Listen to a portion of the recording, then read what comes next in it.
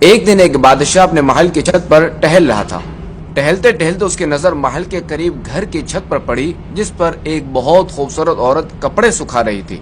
بادشاہ نے اپنے ایک کنیز کو بلا کر پوچھا، یہ کس کی بیوی ہے؟ اس کنیز نے کہا، بادشاہ سلامت، یہ آپ کے غلام فیروز کی بیوی ہے۔ بادشاہ نے اسی وقت فیروز کو بلایا۔ فیروز حاضر ہوا تو بادشاہ نے کہا، فیروز، ہمارا ایک کام ہے، ہمارا یہ خط فلاں ملک کے بادشاہ کو دے آؤ اور اس کا جواب بھی ان سے لے آنا۔ فیروز یہ خط لے کر گھر آیا اور خط اپنے تکیے کے نیچے رکھ دیا۔ وہ یہ نہیں جانتا تھا کہ بادشاہ نے اس کے ساتھ کیا چال چلی ہے۔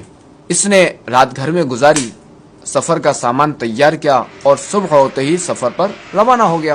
فیروز جیسے ہی سفر پر روانہ ہوا، بادشاہ چپکے سے اپنے غلام فیروز کے گھر پہنچا اور آہستہ سے اس کے گھر کا دروازہ کھٹکھٹایا۔ فیروز کی بیوی نے پوچھا، کون ہے؟ بادشاہ نے کہا، میں بادشاہ ہوں، تمہارے شوہر کا مالک۔ اس نے دروازہ کھولا اور بادشاہ اندر آ کر بیٹھ گیا۔ فیروز کی بیوی نے حیران ہو کر کہا، بادشاہ سلامت، آج آپ یہاں ہمارے چھوٹے سے گھر میں؟ بادشاہ نے کہا، میں یہاں مہمان بن کر آیا ہوں۔ فیروز کی بیوی جو کہ سمجھدار تھی، وہ بادشاہ کا مطلب سمجھ گئی اور کہا، میں اللہ کی پناہ چاہتی ہوں آپ کے اس طرح آنے سے، مجھے آپ کے آنے میں کوئی خیر نظر نہیں آ رہی۔ بادشاہ نے غصے میں کہا، اے لڑکی، کیا کہہ رہی ہو؟ شاید تم نے ہمیں پہچانا نہیں، میں بادشاہ ہوں، بادشاہ، تمہارے شوہر کا مالک۔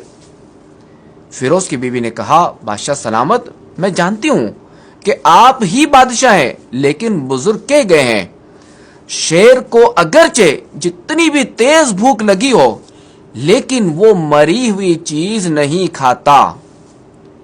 اور پھر اس نے کہا، بادشاہ سلامت، تم اس کوزے میں پانی پینے آ گئے ہو جس میں تمہارے کتے نے پانی پیا ہے۔ بادشاہ اس سمجھدار اور باحیا عورت کی باتوں سے بڑا شرمسار ہوا اور اسے چھوڑ کر واپس چلا گیا، لیکن اپنے چپل وہیں پر بھول گیا۔ ادھر فیروز کو آدھے راستے میں یاد آیا کہ جو خط بادشاہ نے اسے دیا تھا وہ تو میں تکیے کے نیچے رکھایا ہوں۔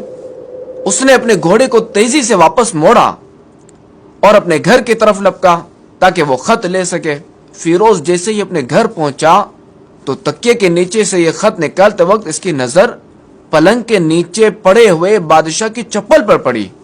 فیروز کا سر چکرا کر رہ گیا اور وہ سمجھ گیا کہ